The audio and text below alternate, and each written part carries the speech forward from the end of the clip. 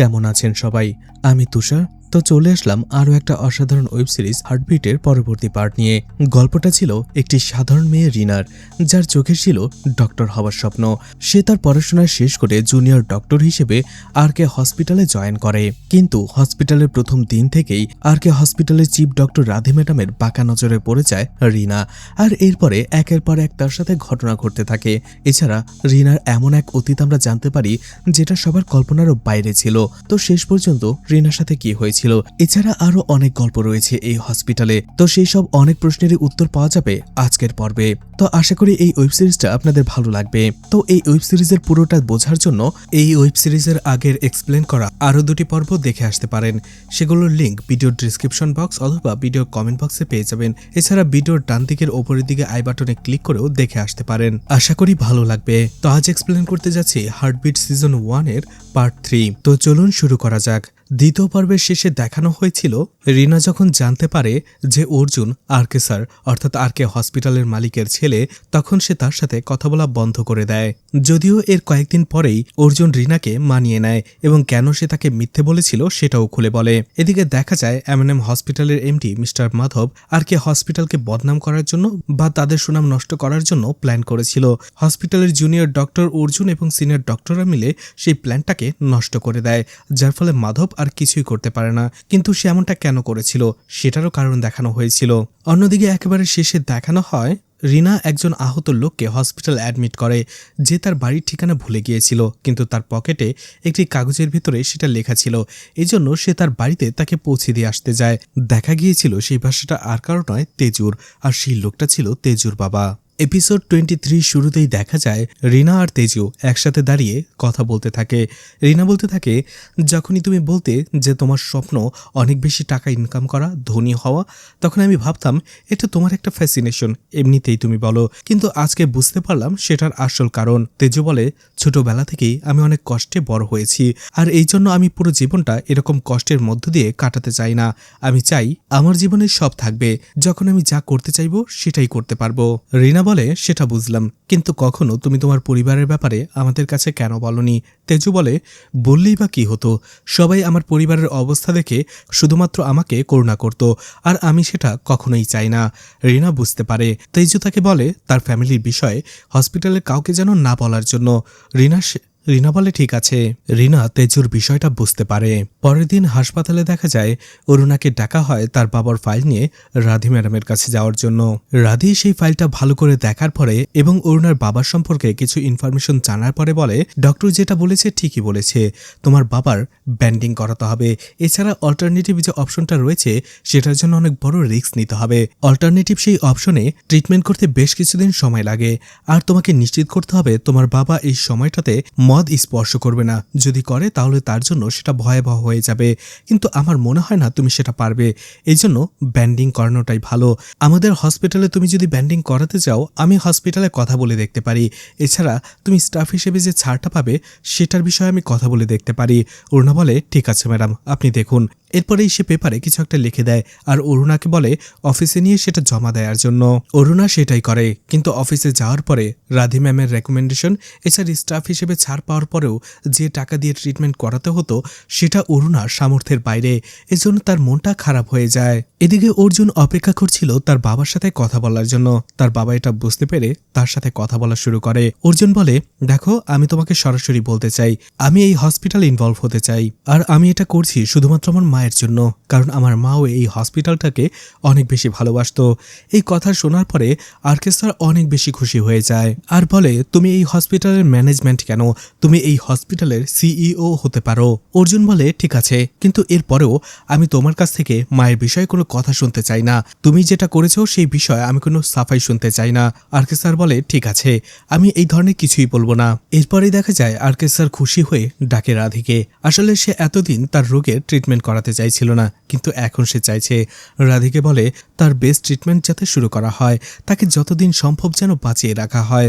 রাধি বলে, ঠিক আছে, আমরা আমাদের সর্বোচ্চটা চেষ্টা করব।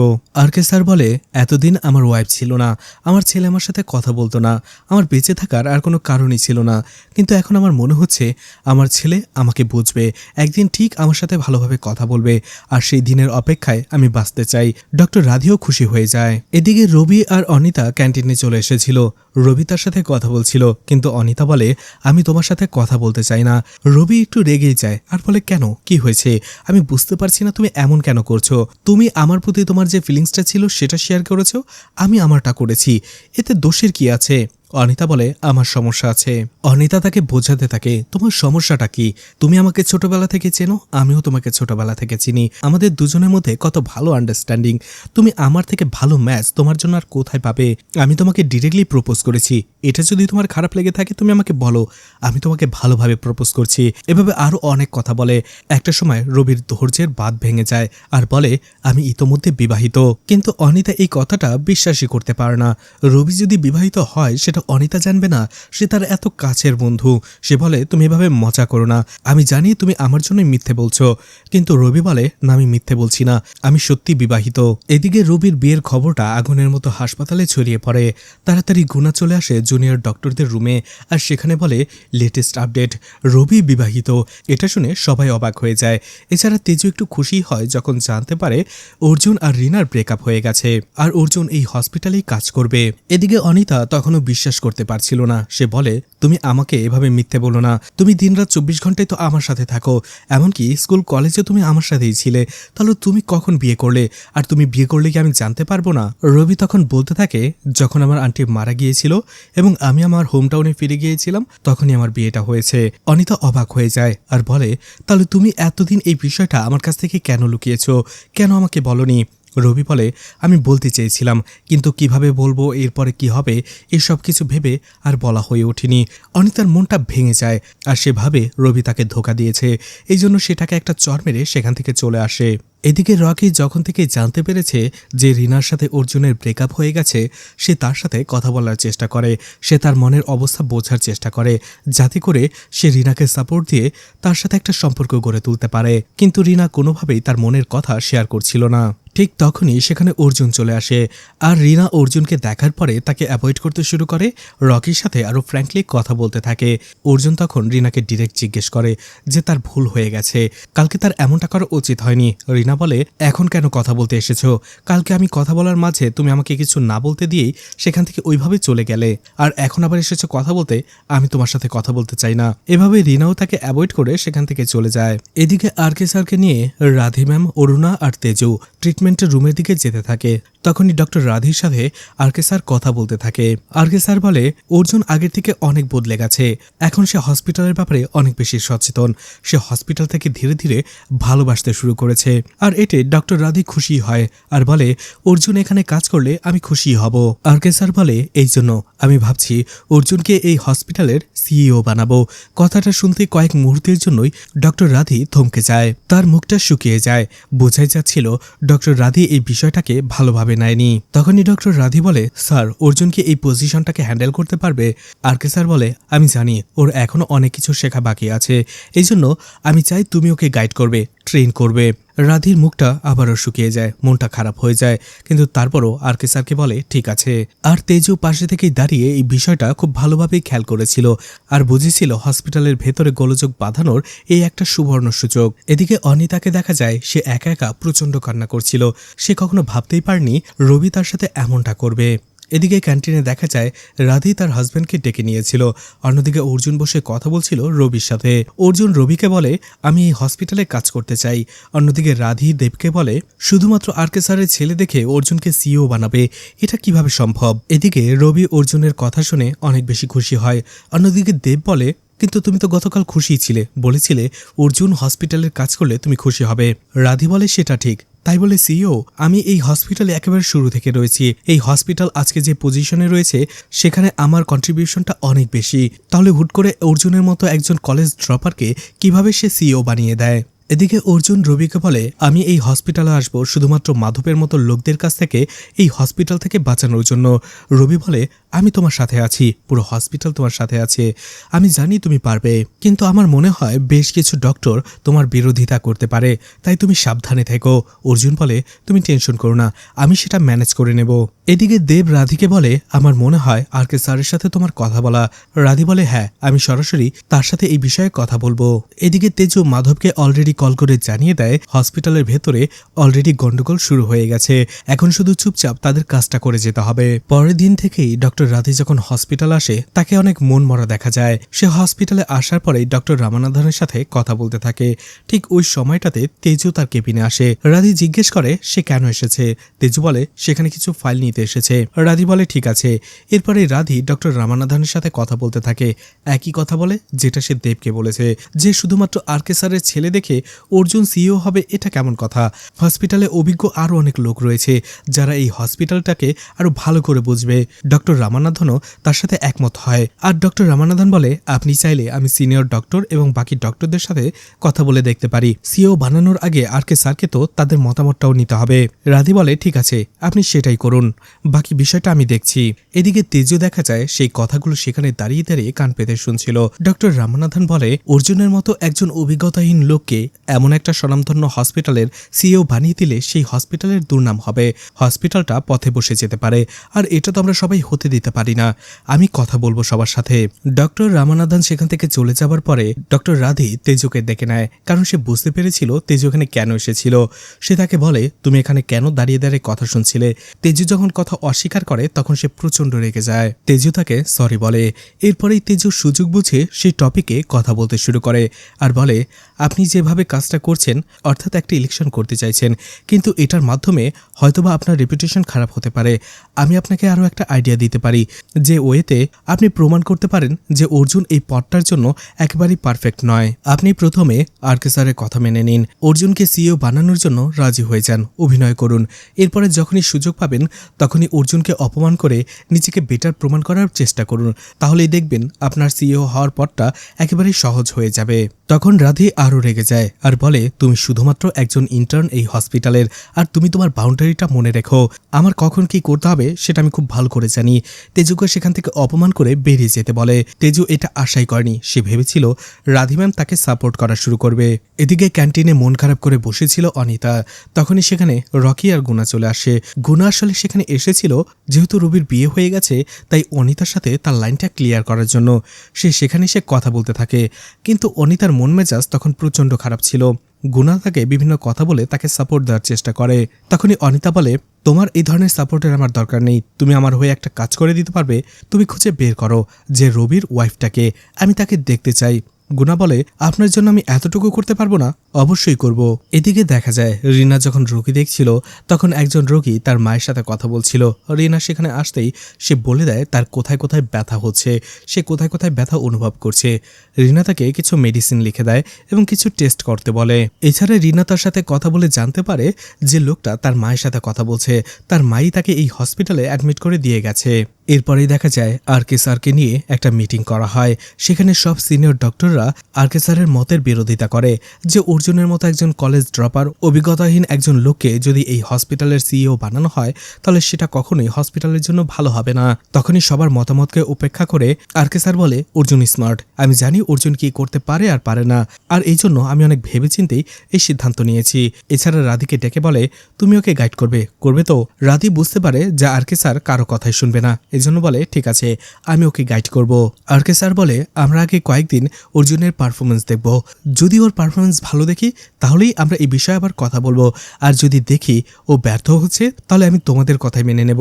রাধিও এই বিষয়টা মেনে নেয়। এরপরেই দেখা যায় অর্জুনকে রাধি ম্যাম তার কেবিনে ডেকে নেয় আর বলে, তোমার যখন যে সাহায্য প্রয়োজন তুমি আমাকে বলবে, আর আমি তোমাকে যেসব কাজ দেব সেগুলো ঠিকঠাকভাবে করে ফেলবে। আসলে আমি কাজে অবহেলা একেবারেই পছন্দ করি না, কাজে ফাঁকি দিয়ে যে অজুহাত দেয় আমি তাদেরকে সবচেয়ে বেশি ঘৃণা করি। অর্জুন বলে, ম্যাম ঠিক আছে, আমি প্রত্যেকটা কথা ঠিকঠাকভাবে মেনে চলবো। এরপরেই রাধি তাকে সেই হসপিটালের অডিটের কিছু ফাইল দেয় আর বলে, ডেটাবেস থেকে এই ফাইলগুলো রিসার্চ করে তারপরে রেজাল্টগুলো আমাকে জানাবে। অর্জুন যখন এরপরেই হসপিটালের একটা কম্পিউটার থেকে ডেটাবেসে অ্যাক্সেস নেওয়ার চেষ্টা করছিল দেখা যায় সেখানে প্রবলেম হচ্ছিল। ফাইলগুলো ওপেন হচ্ছিল না। নার্সও সেটা করতে পারে না। তখন তারা বুঝতে পারে হয়তোবা সেই ফাইলগুলোতে প্রবলেম রয়েছে অথবা তাদের সিস্টেমে প্রবলেম রয়েছে। এই জন্য তারা একজন আইটি এক্সপার্টকে কল করে। এদিকে অর্জুন যেহেতু কম্পিউটার থেকে ডেটাবেসে অ্যাক্সেস নিতে পারেনি, তাই সে ডেটাবেস ডিপার্টমেন্টে যাওয়ার চেষ্টা করছিল। তখনই তার দেখা হয় অনিতার সাথে, আর অনিতাকে বলে তাকে সেখানে নিয়ে যাওয়ার জন্য এবং একটু সাহায্য করার জন্য, কারণ সেখানে কোথায় কোনটা রাখা আছে সে বুঝবে না। অন্যদিকে অনিতার মনটাও ভালো ছিল না। এই জন্য যখনই সেখানে সে রিনাকে দেখে ডাকে এবং বলে অর্জুনকে সাহায্য করার জন্য। এদিকে অর্জুনও রিনার সাথে রাগ করে বসেছিল। এই জন্য সে অনিতাকে বলে আমি তোমাকে বলেছি, যদি তুমি সাহায্য করতে পারো তাহলে করো, নয়তোবা আমি একাই চলে যেতে পারবো। রিনাও বুঝতে পারে অর্জুন তার সাথে রাগ করেছে। সে তার দিকে তাকিয়ে থাকে। অন্যদিকে অনিতা বাধ্য হয়ে অবশেষে অর্জুনকে নিয়ে যায়। এদিকে দেখা যায় আইটি অফিসার ভারতী হসপিটালে চলে এসেছিল তাদের সমস্যাটার সমাধান করার জন্য। সে ডেটাবেসে কি প্রবলেম রয়েছে সেটা ঠিক করতে শুরু করে। সেখানকার একজন নার্স ভারতীকে জিজ্ঞেস করে সে কি আইটি সাপোর্ট ডিপার্টমেন্টে জয়েন করেছে নতুন, তাকে তো আগে দেখেনি। ভারতী বলে না, আসলে তার বান্ধবী সেখানে কাজ করে, তাকে এই কাজটা দেওয়া হয়েছিল, কিন্তু সে একটু অসুস্থ ছিল, তাই সে আমাকে বলেছে তার কাজটা এখানে সে করে দেওয়ার জন্য, তাই আমি এসেছি। ভারতী সেটা চেক করে আর এরপরেই বলে এটা একটু লম্বা প্রসেস, অনেকগুলো ডেটা মিসিং হয়ে গেছে, সে এটা প্রসেসিং করতে দিয়ে গেছে, কালকে আবার এসে এটা পুরোপুরি ঠিক করে দিয়ে যাবে। এদিকে সেই ডিপার্টমেন্টে আসার পরে অনিতা আর অর্জুন ফাইল খুঁজতে শুরু করে।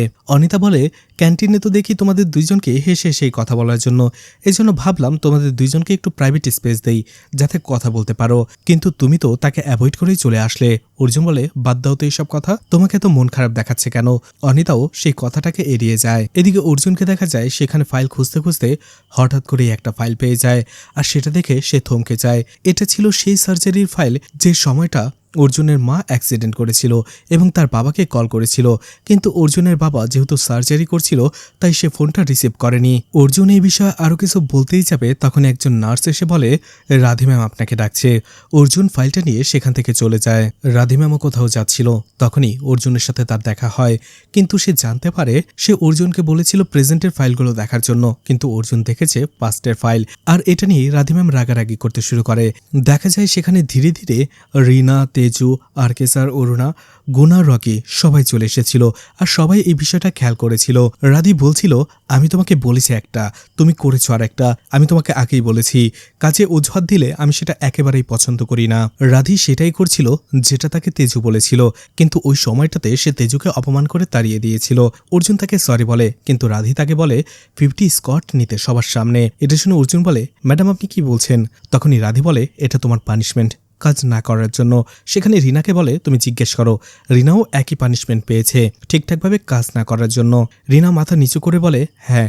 অর্জুন দেখতে পায় ডক্টর রাধি পুরোপুরি সিরিয়াস, আর এই জন্য অর্জুন বাধ্য হয়ে সবার সামনে 50টা স্কট করে। আরকে স্যার এটা দেখে, কিন্তু সে তখন কিছুই বলতে পারে না, কারণ সেই বলেছে অর্জুনকে ট্রেন করার জন্য রাধিকে। এদিকে দেব দেখা যায় দিব্যা আর সিটকে স্কুলে দিয়ে আসতে এসেছিল। তখনই দিব্যা আর সিট কমপ্লেন করে তাদের বাবা যেমন তাদেরকে সময় দেয়, তাদের মা রাধি তাদের একেবারেই সময় দেয় না। তারা সবসময় চায় তার মায়ের কাছ থেকে একটু সময়, কিন্তু সেটাই সে তাদের দেয় না। দেব তাদের বোঝায় তার মা অনেক কাজে ব্যস্ত থাকে, আর তার মা অনেক গুরুত্বপূর্ণ একটা কাজ করে, কিন্তু ছোট দুইটি বাচ্চা কোনোভাবেই সেটা বুঝতে চাইছিল না। স্কুলে দেব যখন টিচারদের সাথে কথা বলছিল তখন একজন টিচার এসে বলে আপনার সাথে আমার কথা আছে। সে তাকে একটু আড়ালে ডেকে নিয়ে বলে দিব্যার কি বাসায় কোনো সমস্যা চলছে? আসলে তাকে প্রায় দেখা যাচ্ছে তার ক্লাসমেটদের জিনিসপত্র চুরি করে নেয়ার জন্য, লুকিয়ে সেটা সরিয়ে ফেলার জন্য। এটা শুনে দেব রেগে যায় আর বলে আপনি কি বলছেন? দিব্যা এমনটা কখনো করতেই পারে না। তখন সেই ম্যাম বলে আমি দেখেছি, বাচ্চারাও কমপ্লেন করেছে, যদিও তার ব্যাগ থেকে কিছু পাওয়া যায়নি, কিন্তু আমি তাকে ফলো করেছি। দেব আবারও রেগে যায় আর বলে যেহেতু ওর ব্যাগ থেকে পাওয়া যায়নি তার মানে ও এটা করেনি, মিথ্যে মিথ্যে ওকে এভাবে দোষারোপ করা ঠিক নয়। এদিকে দেখা যায় একটা রুমে বসে কিছু ফাইল আর রিপোর্ট চেক করছিল অরুণা, তেজু এবং অর্জুন। তেজু তখনই সেই সুযোগের সদ্ব্যবহার করে অর্জুনকে ডক্টর রাধি ম্যামের ব্যাপারে জিজ্ঞেস করে যে সে কি তাকেও স্কট করিয়েছে, আর এমনভাবে কথা বলে যাতে করে অর্জুন ট্যাম্পার হয়। রাধি ম্যামের প্রতি তার রাগটা বেড়ে যায়, যাতে করে হসপিটালে বড়সড় একটা গন্ডগোল বেঁধে যায়। কিন্তু দেখা যায় অরুণা বলে ঠিক তার উল্টোটা, যে ডক্টর রাধি এই হসপিটালের সবাইকে সমান চোখে দেখে, সে কখনোই পার্সোনালি কাউকে অ্যাটাক করে না, কাজ না পারলে সে সবাইকেই শাস্তি দেয়। এদিকে রিনারও অর্জুনের জন্য মন খারাপ ছিল, এছাড়া সে তার সাথে কথাও বলছিল না। এজন্য রিনা চাইছিল তার সাথে কথা বলার জন্য, সেখানে চলে আসে, অর্জুনকে কয়েকবার ডাকেও কিন্তু অর্জুন সেটা শোনার পরেও তাকে ইগনোর করে সেখান থেকে চলে যায়। এই বিষয়টা তেজুর অনেক ভালো লাগে, কারণ সে চাইছিল রিনা আর অর্জুন যাতে দূরে সরে যায়। এদিকে আরকে স্যার দেখা যায় সেই ঘটনার পরে রাধির কাছে আসে, তার সাথে কথা বলে আর বলে অর্জুন কেমন করছে। রাধি বলে মাত্র তো শুরু হলো, দেখা যাক কি হয়। এছাড়া সে তাকে বুঝিয়ে বলে যেহেতু অর্জুন ম্যানেজমেন্টের কেউ নয়, এছাড়া হসপিটাল থেকে সে পুরোপুরি আলাদা ছিল, তাই হসপিটালের সবকিছু জানার জন্য এবং সিইও হওয়ার জন্য তাকে অনেক কিছু করতে হবে। এই জন্য তাকে রেডি করার জন্য মাঝে মধ্যে তার সাথে আমার একটু মিসবিহেভ করতে হবে। আশা করি আপনি সেই বিষয়টাকে ভালোভাবেই দেখবেন। আরকে স্যার বলে হ্যাঁ সেটা বুঝতে পেরেছি, কিন্তু তারপরও ও খুবই একা একটা ছেলে, একটু ভালোভাবে ম্যানেজ করো ওকে। এদিকে দেখা যায় ভারতী আবারও হসপিটালে এসেছিল এবং নার্সের সাথে কথা বলার সময় আমরা জানতে পারি এই ভারতী একজন ফ্রিল্যান্সার, সে বাসায় বসেই কাজ করে। একটু পরেই দেখা যায় সেই কম্পিউটারটা ঠিক হয়ে যায় আর ডেটাবেসের অ্যাক্সেসও ঠিকঠাক মতো হচ্ছিল আর ফাইলগুলোও ঠিকঠাক ছিল। এদিকে গুনা আর রকি কথা বলছিল। গুনা রকিকে জানায় ধীরে ধীরে সে হতাশ হয়ে পড়ছে, অনিতার কেসে সে কোনো প্রোগ্রেসই করতে পারছে না, অনিতাকে যে সে পটাবে সেটার কোনো সুযোগই সে পাচ্ছে না। তখনই তার চোখ পড়ে ভারতীর দিকে, সে সোজাসুজি ভারতীর সাথে এসে কথা বলতে থাকে আর তার সাথে কথা বলে জানতে পারে ভারতী একজন আইটি অফিসার। এটা শুনে গুনা অবাক হয়ে যায় আর বলে আমি মুভি সিরিয়ালে দেখেছি আইটি অফিসাররা সবসময় অনেক বেশি মডার্ন হয়। তখন ভারতী বলে জামা কাপড় দেখে সবাইকে জাজ করা ঠিক নয়। গুনা তার সাথে আরও কথা বলার চেষ্টা করে, কিন্তু দেখা যায় ভারতী তাকে পুরোপুরি অ্যাভয়েড করে সেখান থেকে চলে যায়। রকি বলে তুমি ওর কথা কেন জিজ্ঞেস করছো, তোমার না অনিতাকে পছন্দ? গুনা বলে অনিতার সাথে আমার কিছুই হবে না, আর এই মেয়েটাকে আমার ভালো লেগেছে। রকি অবাক হয়ে যায় কিভাবে গুনা এক মুহূর্তে নিজের পছন্দ বদলে ফেলল। এদিকে রিনার রোগী দেখছিল, সেই রোগীর কাছে সে আবারও আসে। সে তার রিপোর্ট দেখে আর বলে আপনার রিপোর্ট তো একেবারেই নর্মাল, আপনার তো কোনো ব্যথা থাকার কথা নয়, কিন্তু বলে না আমার ব্যথা রয়েছে।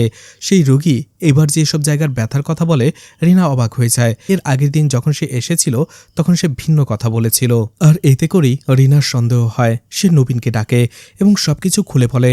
নবীনও বুঝতে পারে বিষয়টা। এরপরে তারা দুজনে মিলে সেই রোগীর সাথে কথা বলার চেষ্টা করে। সেখানে রোগীর সাথে কথা বলার পরে নবীন আরও বেশি গরমিল খুঁজে পায়। যেমন রিনা যখন তাকে জিজ্ঞেস করেছিল সে বলেছিল তার হাঁটুতে প্রচণ্ড ব্যথা অনুভব করে আর কোমরে অনেক ব্যথা অনুভব করে, কিন্তু নবীন আসার পরেই বলে তার মাথার পেছন সাইডে অনেক ব্যথা অনুভব করে আর কুনুইতে ব্যথা করে, হাঁটুতে আর মাজায় নয়। এটা শুনে বুঝতে পারে নিশ্চয়ই এর সাথে কোনো গন্ডগোল রয়েছে। এদিকে দেখা যায় লোকটা সবসময় তার ফোনে তার মায়ের সাথে কথা বলতো। এরপরে রিনা আর নবীন সেই রোগীর হিস্টোরি চেক করার সিদ্ধান্ত নেয়। এছাড়া জানতে চায় যে এখানে সে কিভাবে এসেছে। সেই রোগী বলে সে তো বলেছে তার মায়ের সাথে সে এখানে এসেছে আর সে হসপিটালের ওয়েটিং রুমে বসে রয়েছে। রিনার সাথে সাথে একজন নার্সকে পাঠিয়ে দেয় তার মাকে ডেকে নিয়ে আসার জন্য, কিন্তু নার্স কিছুক্ষণ পরে সে বলে সেখানে এই রোগীর সাথে কেউ আসেনি। এরপরে সেই রোগীর আদির ফাইল চেক করে তারা আরও একটি নাম্বার পায় যেটা অপশনাল নাম্বার হিসেবে দেওয়া হয়েছিল। তখনই সেই নাম্বারে কল করা হয়, জানা যায় সে হচ্ছে আদির ভাই। রিনা তাকে বলে আপনার ভাই আদি বলল আপনার মা তাকে এই হসপিটালে অ্যাডমিট করে গেছে, কিন্তু আমরা তাকে খুঁজে পাচ্ছি না এখন। তখনই আদির ভাই যেটা বলে সেটা শুনে অবাক হয়ে যায় রিনা। নবীন জিজ্ঞেস করতেই রিনা তাকে বলে আদির ভাই বলছে তাদের মা 2 সপ্তাহ আগেই মারা গেছে।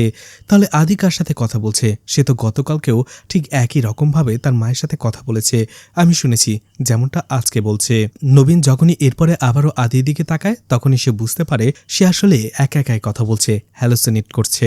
বুঝতে পারে আদির আসলে অন্য সমস্যা রয়েছে, সে শুধুমাত্র ব্যথার জন্য এখানে আসেনি। এদিকে দেখা যায় রাতের বেলা দিব্যা ঘুমানোর পরে দেব তার রুমে আসে। দিব্যার পুরো রুমটা সে সার্চ করে আর দেখতে পায় একটা জায়গায় কিছু জিনিস লুকানো রয়েছে যেগুলো আসলে দিব্যার ছিল না। বুঝতে পারে সেই টিচার আসলে দিব্যার ব্যাপারে যা বলেছিল সত্যি বলেছিল। এদিকে বাসায় এসে রাধি আবারও কাজ শুরু করে দেয়। তখনই দেব তার কাছে চলে আসে। এরপরেই দেব দিব্যার ব্যাপারে পুরো বিষয়টা খুলে বলে। রাধি একটু অবাক হয় আর বলে ঠিক আছে, তাহলে তুমি যে ওর সাথে কথা কেন বলছো না? দেব বলে এটা তোমার কথা বলা উচিত। রাধি একটু রেগে যায়, বলে দেখছো আমি কাজ করছি আর তুমি এই বিষয়টুকু হ্যান্ডেল করতে পারো না। এদিকে আড়াল থেকে এই কথাগুলো দিব্যা শুনছিল, সে মন খারাপ করে সেখান থেকে চলে যায়। এদিকে রিনা তার বারান্দা থেকে দাঁড়িয়ে দেখতে পায় দিব্যা বাইরে এসে মন খারাপ করে বসেছিল। রিনাও সেখানে চলে যায়, তাকে জিজ্ঞেস করে কি হয়েছে। দিব্যা বলে সে একজন ডক্টর, তাতে কি, সে কি তার পরিবারের খেয়াল রাখবে না, আমাদেরকে সময় দেবে না? সারাটা দিন তো সে হসপিটালেই থাকে, হসপিটালে কাজ করে, কিন্তু যখন বাসায় আসে তখনও সে হসপিটালেরই কাজ করে, আমাদের একটুও সময় দেয় না। আমি যদি এখানে না জন্মাতাম তাহলে বেচারা সিডের কি হতো? ও তো একা একা থেকে থেকে এমনিতেই বোরিং হয়ে যেত। রিনা তার কষ্টটা বুঝতে পারে, এই জন্য সে তাকে আদর করে, সান্ত্বনা দেয়। এদিকে রাধি দেখা যায় সে হসপিটালের জন্য যে ফাইলটা তৈরি করেছিল সেটা তার রুমের একটা ড্রয়ারের ভেতর রেখে দেয়। রাধি তার কাজ শেষ করে অনেক রাতে দিব্যার রুমে আসে, কিন্তু দেখতে পায় দুজনেই ঘুমিয়ে গেছে। রাধি দেবকে বলে, তুমি তো দেখলেই ওরা ঘুমিয়ে গেছে, আমি ওদের সাথে কিভাবে কথা বলবো? ঠিক তখনই দেখা যায় দিব্যা আসলে ঘুমায়নি, শুধুমাত্র উল্টো দিক হয়ে শুয়ে রয়েছিল। তার মায়ের প্রতি তার ক্ষোভ যেন দিনে দিনে বেড়েই চলছিল। এর পরের দিন হাসপাতালে আসার পরে রাধি আবারও অর্জুনকে ডেকে নেয় আর বলে, তোমাকে যে ফাইলগুলো দেখতে বলেছিলাম সেগুলো দেখেছিলে? অর্জুন বলে হ্যাঁ। রাধি বলে, এখন তো তোমার একটা আইডিয়া হয়ে গেছে এই হসপিটালের ম্যানেজমেন্ট এবং হসপিটালটা কিভাবে চলে? অর্জুন বলে হ্যাঁ ম্যাম। এরপরেই রাধি তাকে একটা রোগীর ফাইল দেয় যার নাম ভিনা, তার বয়স 55 বছর। গত 1 বছর ধরে সে এই হসপিটালেই ট্রিটমেন্ট নিচ্ছে, কিন্তু এখন তার হাতে আর কোনো পথ খোলা নেই, তাকে নি রিপ্লেসমেন্টের সার্জারি করতে হবে, কিন্তু সেটার যে খরচ সে সেটা বহন করতে পারবে না। এছাড়া তার হেলথ ইন্স্যুরেন্সও নেই। অন্যদিকে সে এই হসপিটালেই সার্জারিটা করতে চায়। তাছাড়া আমাদের হসপিটালকেও রেভিনিউ জেনারেট করতে হবে, মানে লাভ করতে হবে। তোমার হাতে 2 দিন সময়, তুমি এর একটা ওয়ে বের করো। তুমি একটা প্রেজেন্টেশন তৈরি করে কনফারেন্স রুমে 2 দিন পরে এটা প্রেজেন্ট করবে, আমরা দেখতে চাই।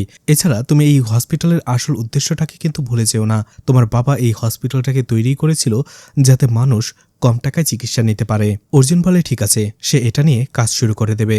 এদিকে গুনা সেই ভারতীর পেছনে পড়েছিল, যেহেতু আইটি রিলেটেড কোনো সমস্যা হলেই ভারতী সেই হসপিটাল আসবে এটা জেনে গিয়েছিল গুনা, এই জন্য গুনা নিজের ল্যাপটপটাকে ইচ্ছে করেই নষ্ট করে আর এরপরে ভারতীকে আবারও ডেকে নিয়ে আসে। ভারতী সেখানে বসে ল্যাপটপটা ঠিক করছিল, তখনই সেখানে অনিতা চলে আসে আর গুনাকে জিজ্ঞেস করে, তোমাকে আমি বলেছিলাম রবির ওয়াইফকে সেটা খুঁজে বের করতে, তুমি কি বের করেছো? গুনা বলে, এটা এতটাও সহজ একটা কাজ নয়, আমাকে একটু সময় দিতে হবে। তখনই ভারতী বলে, আমার কাজ শেষ, ল্যাপটপ ঠিক হয়ে গেছে, এরপরে যদি আবারও ল্যাপটপের মধ্যে পানি পড়ে তাহলে এটাকে আর বাঁচানো যাবে না। এরপরেই গুনা অনিতার সাথে ভারতীর পরিচয় করিয়ে দেয়। ভারতী সেখান থেকে চলে যায়। এদিকে অর্জুন একটা কফি শপে কফি খেতে এসেছিল, তখনই সেখানে অরুণা এবং তার বাবাকে দেখতে পায়। অরুণাকে জিজ্ঞেস করে সেখানে কি করছে, তার হাতে এটা কিসের ফাইল। অরুণা তখন সবকিছু খুলে বলে যে তার বাবার একটা বেন্ডিং অপারেশন করতে হবে, কিন্তু সেটার জন্য খরচ অনেক বেশি। সে তাদের হসপিটালেও চেষ্টা করেছে, যদিও অরুণা প্রথমে এইসব বিষয়ে কথা বলতে চায়নি, কিন্তু অর্জুন তাকে জোর করে। এরপরে অরুণা সবকিছু খুলে বলে। তখন অর্জুন বুঝতে পারে বিষয়টা, যে তাদের হসপিটালটা দিনে দিনে এমন হয়ে যাচ্ছে যে তাদের স্টাফরাই নিজেদের ট্রিটমেন্ট নেওয়ার জন্য অন্য হাসপাতাল খুঁজে বেড়াচ্ছে। এদিকে হাসপাতালে আদির বড় ভাই চলে এসেছিল, তার সাথে রিনা কথা বলতে থাকে আর বলে, আসলে আদি মাকে অনেক বেশি ভালোবাসতো, কিন্তু হঠাৎ করে মা অসুস্থ হয়ে মারা যাওয়ার পরে আমরা অবাক হয়ে যাই, কারণ আদি তার মায়ের জন্য একটুও কান্না করেনি। আমরা ভেবেছিলাম সে অনেক বেশি শোকে পাথর হয়ে গেছে, কিন্তু এরপরে আমি শুনতে পাই রাতের বেলা সে কারোর সাথে কথা বলছে। আমি যখন তাকে জিজ্ঞেস করি সে বলে কারোর সাথে না। এরপরে আরও একদিন আমি একই কথা শুনি আর শুনতে পাই সে মায়ের সাথে কথা বলছে। তখন আমি বুঝতে পারি ও আসলে আমাদের মাকে কল্পনা করছে, হ্যালুসিনেট করছে। এছাড়া আমি যখন মায়ের অস্থি বিসর্জন দিতে চেয়েছিলাম সে আমাকে নিষেধ করেছিল, বলেছিল এগুলো করার কোনো দরকার নেই। তখন আমি অবাক হয়ে গিয়েছিলাম, এখন আমি বুঝতে পারছি সে আসলে এটা কেন করছে। রিনা আদির বড় ভাইকে বলে, তাহলে তো আদিকে সাইকোলজি ডিপার্টমেন্টে অ্যাডমিট করতে হবে। সেই অনুযায়ী আদিকে সেখানে নিয়ে আসা হয়, কিন্তু রিনা ভাবে তার সাথে কিছু কথা বলা দরকার। আদির স্ত্রীকে বলে তার মায়ের অস্থিটা নিয়ে আসার জন্য, তারা সেটাই করেছিল। রিনা এরপরে আদিকে বোঝায় যে তার মা এই পৃথিবীতে আর নেই, সে মারা গেছে, কিন্তু আদি কোনোভাবেই বোঝার চেষ্টা করে না। বলে, আমি আমার মায়ের সাথে তো কথা বলি, প্রতিদিনই কথা বলি, আপনারা মিথ্যে কেন বলছেন? রিনা এরপরেই তাকে রিয়েলিটি বোঝানোর চেষ্টা করে আর বলে, আপনি কি আপনার মাকে দিনে কখনো দেখেছেন? আদি বলে, না, সে কাজে ব্যস্ত থাকে, তাই হয়তো আমার সাথে দেখা করে না। দেখুন আমি এখনই তাকে ফোন দিচ্ছি, কিন্তু সেখানে স্বাভাবিকভাবেই কেউ ফোন ধরে না। এরপরে রিনা আদিকে তার মায়ের অস্থিটাও দেখায় এবং ধীরে ধীরে পুরো বিষয়টাকে তাকে রিয়ালাইজ করায়। একটা সময় আদি বুঝতে পারে, হ্যালোসিনেট করা থেকে সে বের হয়ে আসে আর কাঁদতে শুরু করে দেয়। আর এভাবেই রিনা সেখানে আদির কেসটার সমাধান করেছিল। এদিকে রকি আর গুনা হসপিটালের পার্কিং এরিয়া এসে হাঁটতে হাঁটতে কথা বলছিল। তখনই তারা একটা শকিং ব্যাপার দেখতে পায় ভারতীর সাথে রবি কথা বলছে। তারপরও তাদের কথাবার্তা শুনে মনে হচ্ছিল তারা একে অপরের পরিচিত। আর আমরা সেখানে জানতে পারি এই ভারতী হচ্ছে রবির স্ত্রী। রবি তাকে সবসময় বলেছিল এই হসপিটালে না আসার জন্য। এজন্য ভারতী তাকে সরি বলে। এদিকে গুনা ভালো করে এই বিষয়টা খেয়াল করে, তাদের কথাবার্তার ধরন এবং ভারতীকে ভালোভাবে খেয়াল করার পরে সে বুঝতে পারে যে এই ভারতী হচ্ছে রবির ওয়াইফ। এটা শুনে রকি অবাক হয়ে যায় আর গুনার সাথে মজা নিতে থাকে যে এটা কি করে সম্ভব। রবির সাথে যার সম্পর্ক আছে গুনা শুধু সেই সব মেয়েদেরকেই পছন্দ করে। গুনা নিজেও অবাক হয়ে যায় এটা কি করে সম্ভব। গুনা আর রকি এরপরেই অনিতাকে বিষয়টা জানায়। অনিতাও অবাক হয়ে যায় যে একটু আগে যে মেয়েটার সাথে পরিচয় হলাম সেই মেয়েটা। অনিতা ধীরে ধীরে প্রচণ্ড রেগে যায় আর বলে মেয়েটার সাথে আমি এখনই কথা বলতে চাই। রকি বলে খুবই সহজ, যদি হসপিটালে আইটি রিলেটেড কোনো প্রবলেম হয় তাহলেই ভারতীকে ডাকা হবে। তখনই অনিতা সেখানে ল্যাপটপ দেখে আর ল্যাপটপটা সে ফেলে দেয় আর ভেঙে ফেলে আর বলে এবার মেয়েটাকে খবর দাও। রকি অবাক হয়ে যায় আর বলে এটা কি করলে। এদিকে রিনা আর নবীনকে দেখা যায়। নবীন বলে অনেকক্ষণ ধরে তেজুকে দেখছি না, ও কি আজকে আসেনি? রিনা বলে হ্যাঁ এসেছে তো, রোগী দেখতে চলে গেছে, সিনেমার ডক্টরের সাথে ওর আজকে রাউন্ড রয়েছে। নবীন বলে তেজু ওনার সাথে কবে থেকে কাজ করতে শুরু করলো? রিনা বলে কাজটা আমারই ছিল, কিন্তু হঠাৎ করেই দেখলাম আমার কাছ থেকে ফাইলটা নিয়ে সে চলে গেল আর বলল আজকে আমি যাব। সে আমার কাছ থেকে পারমিশনও চাইল না। রিনা একটু অবাকই হয়েছিল। দেখা যায় তেজু সেখানে এসেছিল তার উদ্দেশ্য হাসিল করার জন্য। সে ডক্টর রামানাথানকে বারবার জিজ্ঞেস করতে থাকে তার আর রাধের মধ্যে এরপরে কি হয়েছে, সেই কনফারেন্সে কি কথা হয়েছে, এখন তাদের নেক্সট স্টেপটা কি। কিন্তু ডক্টর রামানাথান কোনোভাবেই তেজুর সাথে সেসব বিষয়ে কথা বলতে রাজি হয় না। তেজু তাকে অফার করে আমি আপনার সাথে রিলস বানাবো, তারপরও আমি জানতে চাই। ডক্টর রামানাথান বলে সেটাও সম্ভব নয়। তখনই সেখানে ডক্টর রাধি চলে আসে। ডক্টর রামানাথান তার সাথে কথা বলতে থাকে, জিজ্ঞেস করে ম্যাম এখন আপনার কি প্ল্যান? রাধি তখন বলে আমি অর্জুনকে একটা বিজনেস প্ল্যান বানাতে বলেছি একটি স্পেসিফিক বিষয়ে, আর কনফারেন্স রুমে সে সেটা প্রেজেন্ট করবে। এদিকে সেই একই বিষয়ে আমিও একটা বিজনেস প্ল্যান বানাচ্ছি, দেখা যাবে কারটা বেশি ভালো হবে, আর এভাবে বোঝা যাবে অর্জুন এই পজিশনের জন্য আসলে কতটা এফেক্টিভ। তেজুর মুখে হাসি দেখা যায়, সে বুঝতে পারছিল সে যেভাবে প্ল্যান করছে কাজটা সেভাবেই আগাচ্ছে। এদিকে দিব্যা আর সিদ রাধির রুমে আসে। দিব্যা সিদকে বলে আমরা মায়ের কিছু পার্সোনাল জিনিস নিয়ে লুকিয়ে রাখবো আমাদের কাছে, মা যখন সেগুলো খুঁজে পাবে না আমাদের কাছ থেকে নিতে আসবে তখনই সে আমাদের সাথে সময় কাটাবে। সিদও এতে রাজি হয়ে যায়। দিব্যা বলে তোমার যেগুলো ইচ্ছে সেগুলো উঠিয়ে নাও। তারা দুজনেই কিছু জিনিস উঠিয়ে নেয়। তখনই দিব্যা দেখা যায় রাধি হসপিটালের কিছু কাগজপত্র একটা ব্লু ফাইলে রেখেছিল, সেই কাগজপত্রগুলো দিব্যা নিয়ে নেয়। এদিকে ডক্টর রামানাথান আর তেজু চলে আসে আরকে স্যারের কাছে। ডক্টর রামানাথান আরকে স্যারকে বলে আপনার ট্রিটমেন্ট খুব ভালোভাবে যাচ্ছে, এমনকি আপনার বডিও খুব ভালোভাবে রেসপন্স করছে, এভাবে হলে খুব ভালো একটা রেজাল্ট পাওয়া যাবে। আরকে স্যারও খুশি হয়ে যায়। এরপরই ডক্টর রামানাথান সেখান থেকে চলে যায়। শুধু তেজু সেখানে ছিল, কারণ ডক্টর রামানাথান তাকে আরকে স্যারকে একটা স্মল ডোজ দেওয়ার কথা বলেছিল। এদিকে তেজু আরকে স্যারকে একা পেয়ে আবারও তার কাজ শুরু করে দেয়। সে প্রথমে তাকে জিজ্ঞেস করে তার কোনো ব্যথা আছে কিনা। এরপরেই বলে কি ব্যাপার স্যার, আপনি মিথ্যে কেন বলছেন? আপনি বলছেন আপনার কোথাও ব্যথা নেই, কিন্তু আপনার মুখ দেখে বোঝা যাচ্ছে আপনি অনেক বেশি স্ট্রেস। আরকে স্যার বলে তুমি বুঝবে না। তেজু বলে কি বলছেন স্যার, পুরো হসপিটাল আপনাদের বিষয় নিয়ে কথা বলছে, এমনকি আপনারা এই হসপিটালের এখন হট টপিক, আর আপনি বলছেন আমরা বুঝবো না? সবাই তো আপনাদেরকে নিয়ে এখন কথা বলছে। আরকে স্যার তখন কৌতূহল হয়ে জিজ্ঞেস করে তুমি কি বলতে পারবে সবাই কি কথা বলাবলি করছে? তেজু বলে সবাই বলাবলি করছে ডক্টর রাধি এই হসপিটালের সিইও এর পোস্টটা চায়, কিন্তু আপনি সেটা অর্জুনকে দিয়ে দিয়েছেন। এই জন্য ডক্টর রাধি ইচ্ছে করে অর্জুনকে অপমান অপদস্থ করছে। সে সবাইকে বোঝানোর চেষ্টা করছে যে অর্জুন এই পদের জন্য একেবারেই ফিট নয়, আর সবার কাছে নিজেকে প্রমাণ করার চেষ্টা করছে যে সিইও পজিশনের জন্য ডক্টর রাধি সবথেকে বেস্ট। তখন আরকে স্যার হাসে আর বলে কে রাধি? রাধি এসব করছে? আমি রাধিকে সেই ছোটবেলা থেকে চিনি, তাই রাধির ব্যাপারে এমন নেগেটিভ কথা বলে তুমি তোমার সময় নষ্ট করো না। তেজুর মুখটা অন্ধকার হয়ে যায়। এদিকে আরকে স্যার একটু রেগে গিয়েছিল। সে তেজুকে অপমান করে আর বলে একজন ভালো ডক্টর হওয়ার আগে তুমি একজন আগে ভালো মানুষ হও। এসব কথা বলার আগে তোমার আগে ভাবা উচিত ছিল। তুমি এখনই আমার রুম থেকে বের হয়ে যাও। তেজু বুঝতে পারে তার কোনো কথাই এখানে আর কাজে আসবে না, এজন্য সে মন খারাপ করে চলে যায়। এদিকে দেখা যায় ভারতী সেই ভাঙা ল্যাপটপ ঠিক করার জন্য আবারও সেই হসপিটালে চলে এসেছিল, আর সেই রুমে অনিতাও বসেছিল। অনিতা তার দিকে চোখ ঘুরিয়ে ঘুরিয়ে দেখছিল। ভারতী অবাক হয়ে যায় যে একটু আগে এই ল্যাপটপটা ঠিক করে গেলাম, আবারও এটা নষ্ট হলো কি করে, আর এভাবে ভেঙেই বা গেল কি করে? অনিতা বলে, তোমার কাজ তো নষ্ট জিনিস ঠিক করা, এত প্রশ্ন কেন করছো? ভারতী সেটা ঠিক করতে বসে যায়, আর অনিতা তাকে বিভিন্ন প্রশ্ন করতে থাকে। সে কোন পর্যন্ত পড়াশোনা করেছে, সে কোথা থেকে এসেছে। ঠিক ওই সময়টাতে দেখা যায় সেখানে রবিও চলে আসে, আর রবি সেখানে যখনই ভারতীকে দেখতে পায় সে পুরোপুরি শকড হয়ে যায়। অনিতা এর পরে রবির সামনে ভারতীকে জিজ্ঞেস করে, তুমি কি বিবাহিত? দেখা যায় ভারতী বলে, না আমি বিবাহিত না। অনিতা বলে, তাহলে পায়ে তুমি রিং পরেছে কেন? আমি তো জানি বিবাহিত মেয়েরাই পায়ে রিং পরে। ভারতী বলে, ওটা আমার মায়ের শেষ চিহ্ন, এই জন্য পড়েছি। এদিকে রবি সেখানে চুপচাপ অসহায়ের মতো দাঁড়িয়েছিল। সে অনিতাকেও কিছু বলতে পারছিল না, ভারতীকেও কিছু বলতে পারছিল না। এদিকে অর্জুনকে দেখা যায় বাসায় এসে সে তার কাজ শুরু করে দেয়, কিন্তু তার আগে সেই রোগীর ফাইলটা পড়ে যে সার্জারিটা করার সময় তার মা মারা গিয়েছিল আর তার বাবা হসপিটালে ছিল। কিন্তু সার্জারির বিবরণ পড়তে যেয়ে হঠাৎ করেই সে সেখানে আটকে যায়। আমরা জানতে পারি সেটা একজন বয়স্ক মহিলার ডেলিভারি অপারেশন ছিল। আসলে শেষ বয়সে এসে সে অবশেষে কনসেপ্ট করেছে, আর তার পরিবার চাইছে বাচ্চা আর মা দুজনেই যেন পুরোপুরি সুস্থ থাকে, কারণ এটাই তাদের শেষ সুযোগ সন্তানের বাবা মা হওয়ার। আরকে স্যার সবাইকে কমান্ড দিয়ে অপারেশন শুরু করে দেয়, কিন্তু একটু পরেই দেখা যায় একজন নার্স অপারেশন রুমে আসে আর বলে বাসায় থেকে তার একটা ইমার্জেন্সি কল এসেছে। আরকে স্যার একটু রেগে বলে, আরকে স্যার বলে, এই অপারেশনের থেকেও বেশি কি ইমার্জেন্সি? নার্স চুপ করে থাকে।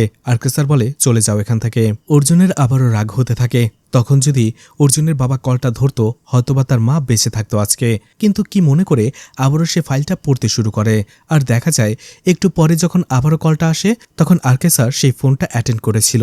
এটা শুনে অর্জুন অবাক হয়ে যায়। তার মানে শেষ সময়ে মায়ের সাথে বাবার কথা হয়েছিল। কি কথা হয়েছিল এটা জানার জন্য সে পাগল হয়ে যায়। একটু ভেবেই সে আরকে স্যারের ডায়েরিটা পড়তে শুরু করে। এরপরেই সেই দিনের ঘটনা দেখানো হয় যেখানে অর্জুনের মা উপর থেকে কিছু একটা পারার জন্য একটা টুলের উপরে উঠেছিল, কিন্তু সেখান থেকে সে পা পিছলে পড়ে যায় আর মাথায় প্রচন্ড আঘাত পায়, আর সেখান থেকে রক্ত বের হতে থাকে। সে অনেক কষ্টে হসপিটালের নাম্বারে কল করে, কিন্তু প্রথমবার রিসিভ না করলেও পরের বার আরকে স্যার সেই কলটা রিসিভ করেছিল। আরকে স্যার বলে, কল দিয়েছ কেন? আমি এখানে একটা ইমার্জেন্সি সার্জারি করছি। তখন পল্লবী খুব শান্তভাবে বলে, কিসের সার্জারি, কি অপারেশন? তখন আরকে স্যার সবকিছু খুলে বলে, সেই মহিলার ব্যাপারে বলে এবং সেই বাচ্চার ব্যাপারে বলে, এছাড়া এই বাচ্চাটা যে তাদের শেষ ভরসা সেটাও বলে। তখনই পল্লবী ঠিক করে সে নিজের কথাটা আর বলবে না। সে খুব শান্তভাবে বলে, ঠিক আছে তুমি যে অপারেশনটা করো। আরকে স্যার তাকে বারবার জিজ্ঞেস করেছিল কিসের ইমার্জেন্সি, সে কেন ফোন করেছে, কিন্তু পল্লবী নিজের কথাটা গোপন করে গিয়েছিল, কারণ সে ভেবেছিল তার জীবনের চাইতে সেই মা আর বাচ্চার জীবনের দামটা অনেক বেশি। এই জন্য আরকে স্যার সেই দিন শতবার জিজ্ঞেস করার পরেও পল্লবীকে কোনো কিছু না বলে ফোনটা কেটে দিয়েছিল। আর আরকে স্যার ভেবেছিল হয়তো এমনিতেই, এই জন্য সে বলেছিল অপারেশনটা শেষ করে সে খুব তাড়াতাড়ি বাড়ি ফিরে আসবে। কিন্তু পল্লবীর হাতে তত সময় ছিল না, অনেক বেশি রক্ত বের হওয়ার ফলে সে সেখানেই মারা যায়। এরপরেই অর্জুন সেখানে চলে আসে। অর্জুন তার মায়ের এই অবস্থা দেখে হতবাক হয়ে যায়। এছাড়া সেখানে সে টেলিফোনটাও দেখতে পায়, আর দেখতে পায় লাস্টবার তার মা হসপিটালেই কল করেছিল। অর্জুন তখনই ভেবে নিয়েছিল হসপিটালে কল করার পরেও যেহেতু কেউ আসেনি, তার মানে তার বাবা ফোনটা রিসিভ করেনি, আর এই জন্যই সেই দিন থেকে সে তার বাবাকে দেখতে পারত না, তার সাথে কথা বলতো না, তার মায়ের মৃত্যুর জন্য তার বাবাকে দায়ী করত। ঘটনা বর্তমানে চলে আসে। অর্জুন কাঁদতে শুরু করে। সে বুঝতে পারে যে এতদিন সে তার বাবাকে ভুল বুঝেছে। যদি পল্লবী সেদিন আরকে স্যারকে বলতো যে তার এমন অবস্থা হয়েছে, তাহলে অবশ্যই আরকে স্যার সবকিছু ফেলে পল্লবীকে বাঁচানোর জন্য ছুটে আসতো। সে কি করবে বুঝতে না পেরে বৃষ্টির মধ্যে বাইরে দৌড়াতে শুরু করে। এদিকে রিনা যখনই তার বারান্দায় কাপড় চোপড় নিতে আসে, সে দেখতে পায় অর্জুন তার বাড়ির সামনে দাঁড়িয়ে দাঁড়িয়ে বৃষ্টিতে ভিজছে। এটা দেখে রিনা অবাক হয়ে যায়। রিনাও দৌড়ে নিচে চলে আসে আর জিজ্ঞেস করে, অর্জুন তোমার কি হয়েছে? অর্জুন কোনো কথা না বলে শুধু রিনাকে জড়িয়ে ধরে হাউমাউ করে কাঁদতে থাকে। রিনা বুঝতেই পারে না অর্জুনের আসলে কি হয়েছে। যাই হোক, সে অর্জুনকে ভেতরে নিয়ে আসে আর জিজ্ঞেস করে কি হয়েছে। অর্জুন কাঁদতে কাঁদতে সবকিছু খুলে বলে, আর বলে, এতদিন শুধু শুধু আমি আমার বাবাকে কষ্ট দিয়েছি, তাকে ভুল বুঝেছি। সবকিছু শোনার পরে রিনার অনেক খারাপ লাগে। এরপরেই অর্জুন বলে, আমি বুঝতে পারছিলাম না আমি কি করব, কোথায় যাব, কাকে বলবো, এই জন্য আমি তোমার কাছে ছুটে এসেছি। রিনা তাকে বোঝায় তার উচিত তার বাবার সাথে যেয়ে সরাসরি এই বিষয়ে কথা বলার জন্য, কারণ তার বাবার হাতে আর বেশি সময় নেই। অর্জুন কাঁদতে কাঁদতে বলে, আমার খুবই খারাপ লাগছে, নিজেকে অপরাধী মনে হচ্ছে, আমি বাবাকে কত ধরনের কথা বলেছি, কত অপমান করেছি। রিনা আবারও তাকে বোঝায়, কিন্তু অর্জুন কোনোভাবেই নিজের কান্না থামাতে পারছিল না। সে রিনাকে জড়িয়ে ধরেই কাঁদতে থাকে। এদিকে ভারতী আর রবি বাসায় ছিল। রবি আজকে ছুটি নিয়েছিল। ভারতী তখনই তাকে একের পর এক প্রশ্ন করে বসে, ওই মেয়েটা কে যার কার্লি হেয়ার ছিল? রবি বলে, তোমাকে তো বলেছি ও আমার বন্ধু অনিতা। এরপরে ভারতী জিজ্ঞেস করে, সে কি শুধুই তোমার বন্ধু? আর সে কি জানতো যে আমাদের বিয়ে হয়েছে? রবি বলে, হ্যাঁ আমি ওকে বলেছি। ভারতী বলে, কেন? আমি তো বলেছিলাম আপনাকে এই বিষয়টা কাউকে না জানানোর জন্য। রবি তখন একটু রেগেই বলে, ও আমার খুব ভালো বন্ধু। তুমি জীবনে আসার আগে ও আমার জীবনে এসেছিল, আর তখন থেকেই আমরা খুব ভালো বন্ধু। এত বড় একটা সত্যি ও যদি পরে জানতে পারতো তাহলে ও খুবই আপসেট হয়ে পড়তো, তাই আমি ওকে বলেছি। ভারতী আবারও প্রশ্ন করতে থাকে, সে তো আপনার শুধু ভালো বন্ধু, তাহলে আপনি বিয়ে করলে সে আপসেট কেন হবে? রবি এই প্রশ্নের কোনো উত্তর দিতে পারে না। সে রেগে বাসা থেকে বের হয়ে আসে। এদিকে গুনা আর অনিতা হসপিটালে কথা বলছিল যে ভারতী যদি রবির স্ত্রী হয় তাহলে আমরা যখন জিজ্ঞেস করলাম কেন ভারতী অস্বীকার করলো, গুনা বলে, আমিও সেটাই ভাবছি। আমি তো একেবারে নিশ্চিত যে ভারতী রবির ওয়াইফ, তাহলে সে অস্বীকার কেন করলো? এদিকে মাধব কল করে তেজুকে আর বলে, তুমি আমাকে আপডেট দিচ্ছ না কেন? সেই হসপিটালে কি হচ্ছে আমাকে বলছো না কেন? তেজু বলে, আমি প্ল্যান এক্সিকিউট করেছি, এত তাড়াহুড়ো করলে চলবে না, আপনাকে একটু সময় দিতে হবে। মাধব বলে, আমার হাতে এত সময় নেই, তুমি আমার কাছে এসেছিলে বলেই আমি কাজটা তোমাকে দিয়েছিলাম, না হলে আমি অন্য ব্যবস্থা করে কবেই এর প্রতিশোধ নিয়ে নিতে পারতাম। তেজু বলে, কালকে কনফারেন্স, সেটার রেজাল্ট জানার পরেই আমরা আমাদের নেক্সট মুভ দিতে পারবো। আর আপনি যদি এত তাড়াহুড়ো করুন তাহলে আমাকে এই কাজ থেকে ছাড়িয়ে দিন, আমি আমারটা করব, আপনি আপনারটা করে নিন। এতে মাধব একটু রেগেই ফোনটা কেটে দেয়। এদিকে অর্জুন চলে আসে আরকে স্যারের কেবিনে। তখন তার ট্রিটমেন্ট চলছিল। অন্যদিকে অর্জুনের মুখে ছিল অপরাধবোধের ছাপ। সে তার বাবাকে কিছু বলতে পারছিল না, শুধু বলছিল, বাবা আমরা কি বাইরে যেয়ে একসাথে বিয়ার খেতে পারি? তার বাবা ট্রিটমেন্ট নিচ্ছিল, কিন্তু তারপর আরকে স্যার বলে, অবশ্যই, কারণ সে অর্জুনকে তার সাথে এমন নরমভাবে কথা বলতে অনেকদিন দেখে না।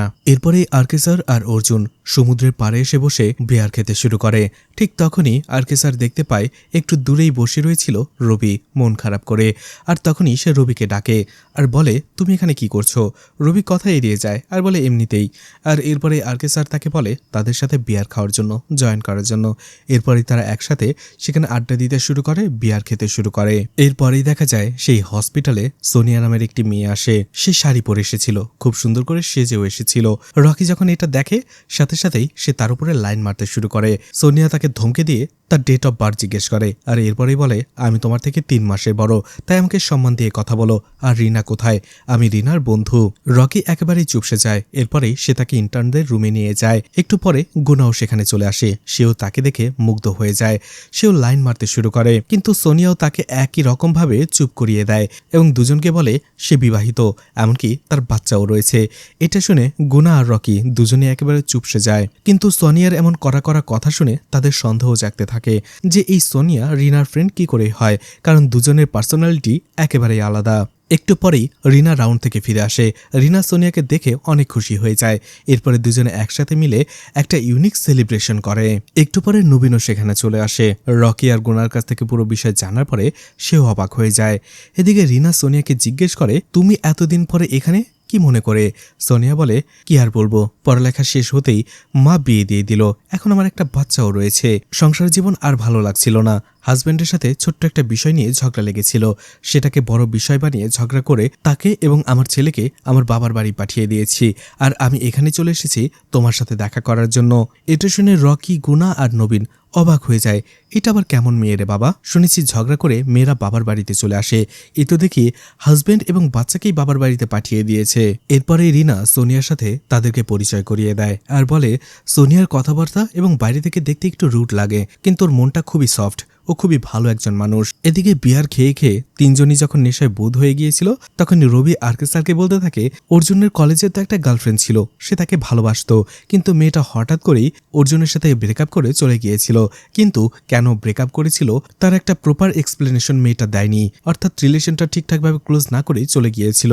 আর অর্জুন এরপরেই মন খারাপ করে বসেছিল যে তার একটা ক্লোজার চাই এই বিষয়ে। আরকে স্যার বলে, এটার এমন কি বিষয়, চলো এখনই আমরা মেয়েটার ঠিকানায় যাব এবং তাকে যে জিজ্ঞেস করব আর অর্জুনকে একটা প্রপার ক্লোজার দেব। রবিও অবাক হয়ে যায়, অর্জুন এতে সায় দেয় আর এরপরেই তারা চলে যায় সেখানে। আর সেখানে যে অনেক কষ্টে মেয়েটি এবং তার হাজব্যান্ডকেও খুঁজে পেয়ে যায় তারা। আর মেয়েটাকে জিজ্ঞেস করে কেন সে তার সাথে ব্রেকআপ করেছে।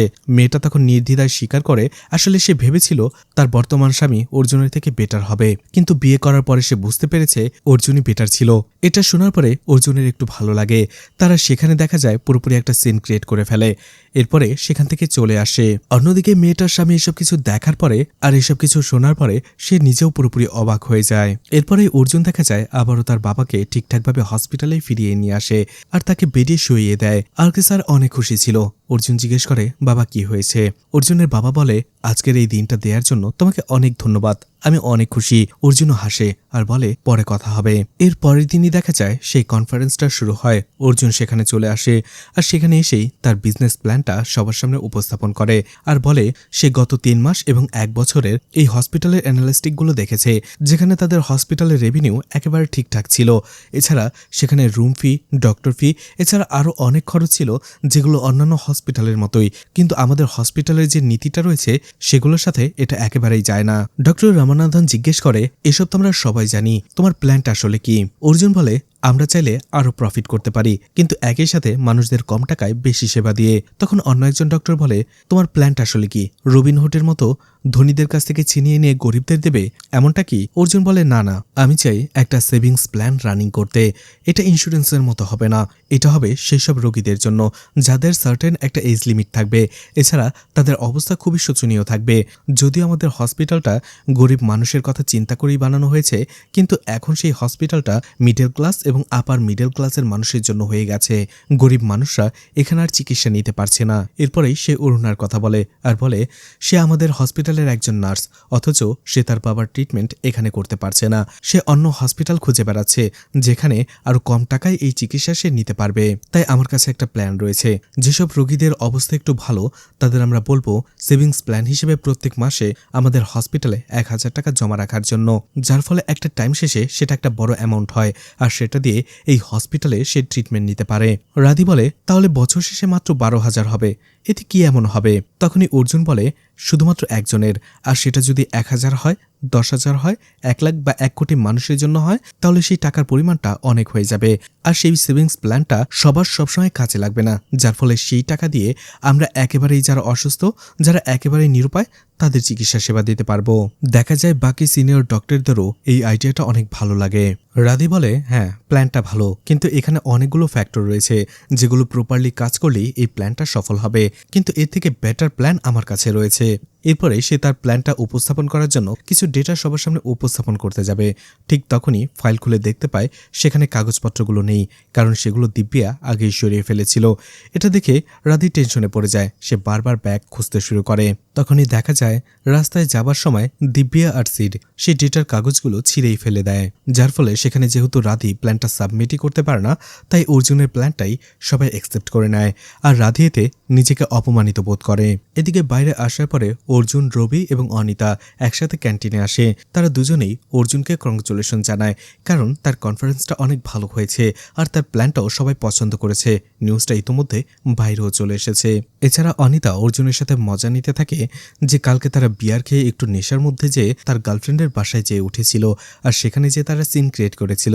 অর্জুন বলে একটু বেশি হয়ে গেছে, আসলে তারা বুঝতে পারেনি এমনটা হবে। সেখানে রবি কিছু বলতেই যাবে, তখনই অনিতা আবারও রবিকে খোঁচা মেরে কথা বলতে থাকে যে রবি আসলে মানুষের ফিলিংসই বোঝে না, সে মানুষকে কষ্ট দিতে জানে শুধু।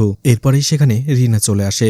রিনাও আসলে সিনেমা ডক্টর, অর্থাৎ ডক্টর রামানাথনের কাছ থেকে জানতে পেরেছিল অর্জুনের কনফারেন্সের ব্যাপারটা। এরপরে সে তাকে এসে কংগ্রেচুলেশন জানায়। অর্জুন বলে সেদিন যদি সে তাকে ওইভাবে সাপোর্ট না করতো তাহলে এমনটা হতোই না। রিনা বলে তুমি তো আমাকে অ্যাভয়েড করতে শুরু করেছিলে, মনে হচ্ছিল আমাকে চেনোই না। আমিও ভেবেছিলাম তোমার সাথে কথা বলবো না, কিন্তু রাতের বেলা এসে যেভাবে আমাকে জড়িয়ে ধরলে আমি আর নিজের রাগটা বজায় রাখতে পারলাম না। অর্জুন বলে তার ভুল হয়ে গেছে। এরপরে রিনা তাকে বলে আগামীকাল সে ফিরে আছে কিনা। আসলে তার বান্ধবী সোনিয়া এখানে এসেছে আর এখানে সে তেমন কিছু চেনে না। এই জন্য রিনা চাইছে অর্জুন, রিনা এবং সোনিয়া তারা নতুন একটা রেস্টুরেন্ট হয়েছে সেখানে যাবে। আর রকি সেই রেস্টুরেন্টের কথাটা তাকে বলেছে। রকিও সেখানে ছিল। এটা শোনার পরে সে একটু হতাশই হয়। আসলে এটা সে বলেছিল যেহেতু অর্জুন আর রিনার ব্রেকআপ চলছে, তাই সেই সুযোগে সে যদি রিনাকে একটু ঘুরতে নিয়ে যেতে পারতো তার ভালো লাগতো, কিন্তু এখানে রিনা করলো উল্টো কাজ। কাজ। এতে সে পুরো বোকা বনে যায়। এদিকে রাধি তার কেবিনে এসেও সেই কাগজগুলো খুঁজে পাচ্ছিল না। এতে তার অনেক টেনশন বেড়ে যায়। এজন্য বাসায় দেবকে কল করে আর বলে তার রুমে যেয়ে সেই ফাইলগুলো চেক করার জন্য, সেখানে কোনো কাগজ আছে কিনা। দেব চেক করে দেখতে পায় সেখানে নেই, কিন্তু রাধির বিশ্বাস ছিল সেই ফাইলগুলো সে সেখানেই রেখেছে। এজন্য বলে আমি সেখানে আসছি। একটু পরেই দেখা যায় রাধি তাড়াহুড়ো করে বাসায় চলে আসে। সে দেখতে পায় সেখানে কাগজগুলো নেই। তখনই দেবকে বলে যে আমার রুমে কি অন্য কেউ এসেছিল? দেব বলে কই না তো, শুধু হয়তোবা বাচ্চারা এসেছিল। তখনই রাধি রেগে গিয়ে বলে আমি তোমাদের কতবার বলেছি আমার রুমে এসে না খেলার জন্য, তোমরা কি এখান থেকে কোনো কাগজ নিয়েছো? দিব্যা বলে হ্যাঁ নিয়েছি। তো তাতে কি হয়েছে? এতে রাধি প্রচন্ড রেগে যায়, দিব্যাকে বকাঝকা করতে থাকে আর বলে তুমি না বলে কেন নিয়েছো? স্কুলেও তোমার নামে একই ধরনের কমপ্লেন এসেছে। দিব্যাও তখন একটু অ্যারোগেন্ট হয়ে বলে আমি কেন নেব না, আমার ইচ্ছে হয়েছে তাই নিয়েছি। তুমি হসপিটালে কাজ করো, তোমার এক মুহূর্ত সময় হয় না আমাদের জন্য। আমরা কি করি না করি সেটা তোমার দেখার সময় আছে, তাই আমার যা ইচ্ছে আমি তাই করব। দেব বলে মায়ের সাথে এমনভাবে কথা বলে না, তাকে সরি বলো। দিব্যা বলে না আমি সরি বলবো না, আর আমার যা ইচ্ছে তাই করব। এতে রাধি প্রচন্ড রেগে যায়। এরপরে বাচ্চা মেয়ে দিব্যা তার মনের ভেতরে যেসব কথা ছিল সব বলে দেয়। সে এবং তার ভাই সিড তার মাকে যে কতটা মিস করে সবকিছু বলে দেয়। কিন্তু রাধির তখন রাগের মাথায় ছিল, এজন্য রাগের বশে সে তাকে একটা চর মেরে বসে। দেবও অবাক হয়ে যায়। দিব্যা কাঁদতে কাঁদতে সেখান থেকে চলে যায় আর রাধি হতাশ হয়ে বসে পড়ে। দেব তখন তাকে বোঝায় যে তার এমন ব্যবহার করা একেবারেই ঠিক হয়নি, আর সে সত্যি ধীরে ধীরে বদলে যাচ্ছে। আর দিব্যা যে কথাগুলো বলেছে সেটা তো একেবারেই ঠিক বলেছে। ওরা এখন ছোট, ওরা এখন মায়ের ভালোবাসা চাইবেই, সময় চাইবেই, এটাই তো স্বাভাবিক, তাই না? এরপরে রাধিও বুঝতে পারে যে হ্যাঁ দিব্যা যা বলেছে ঠিকই বলেছে, কিন্তু তার মেজাজ কেন খুব খারাপ ছিল সেই কথা বলে। কনফারেন্সের কথা বলে, সে যে অর্জুনের কাছে হেরে যাচ্ছে সেই কথা বলে। দেব বলে যে অর্জুন আর ওর বাবার মধ্যে নিশ্চয়ই একটা ঝামেলা ছিল, তাদের দূরত্বটা হয়তোবা কমে এসেছে, যার ফলে অর্জুনের মধ্যে চেঞ্জ দেখা যাচ্ছে, আর তাই সে হসপিটালে ইন্টারেস্ট দেখাচ্ছে। এটাই স্বাভাবিক বিষয়, আর এটা একটা সময় হতোই। কিন্তু অর্জুন কখনো কি তোমার জায়গা নিতে পারবে? সে সিইও হলেও পুরো দায়িত্বটা কিন্তু তোমার কাঁধেই থাকবে, কারণ সবাই জানে এই হসপিটালের পেছনে তোমার অবদানটা কি, তুমি এই হসপিটালের জন্য কি কি করেছো। তাই শুধুমাত্র একটা পজিশন যে সবকিছু ম্যাটার করে না সেটা তোমার বোঝা উচিত। আর তুমি এভাবে ওর সাথে কম্পিটিশন করতে যে নিজেকে হারিয়ে ফেলছো, তোমার ভেতরে যে আসল রাধি তাকে তুমি হারিয়ে ফেলছো। রাধিও দেখা যায় নিজের ভুলটা বুঝতে পারে। সে বুঝতে পারে অর্জুনের সাথে তার এমন করাটা একেবারেই ঠিক হয়নি। সে শুধু শুধু অর্জুনকে অপমান করেছে। এরপরে সে দেবকে জড়িয়ে ধরে নিজের ভুলটা স্বীকার করে নেয়, আর এরপরেই দিব্যার কাছে চলে আসে, তাকেও সরি বলে, তাকেও কাছে টেনে নেয়। আর এভাবেই তাদের মধ্যকার দূরত্বটা আবারও ঘুচে যায়। পরের দিন থেকে যেন রাধি তার নতুন জীবন শুরু করে। তাকে বাচ্চাদের সাথে খুনসুটি করতে দেখা যায়, সময় কাটাতে দেখা যায়।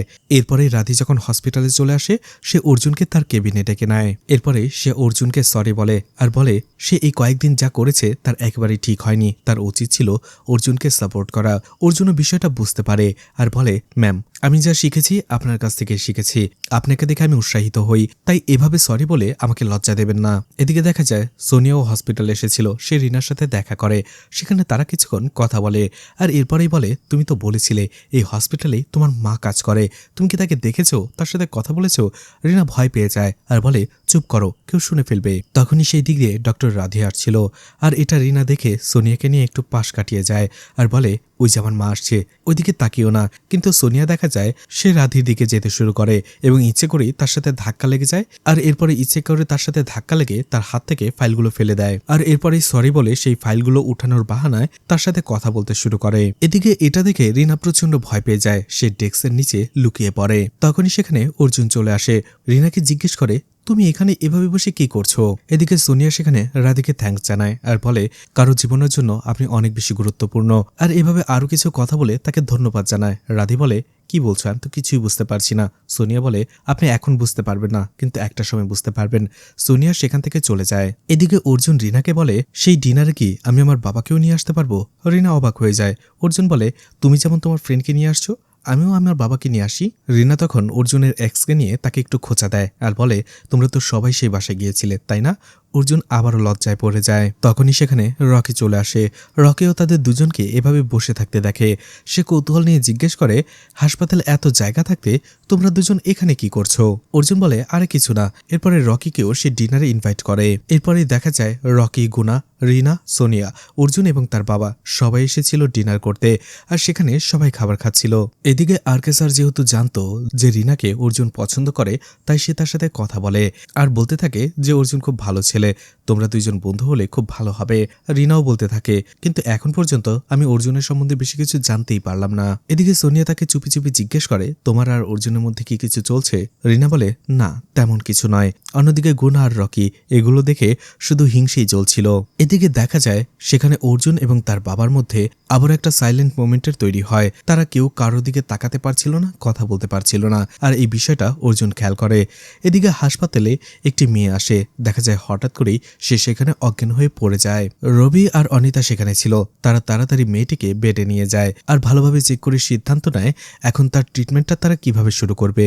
এদিকে তেজুকে কল করে মাধব। তেজু হতাশ হয়ে বলে, আমরা যেমনটা চেয়েছিলাম তেমনটা হয়নি। আসলে রাধি অর্জুনের থেকে কম্পিটিশন থেকে সরে এসেছে। তারা এখন তাদের মধ্যে সম্পর্কটা এখন ভালো, যার ফলে তেজু আর মাধব যে গন্ডগোলটার আশা করছিল সেটা তো বন্ধ হয়ে গেছে।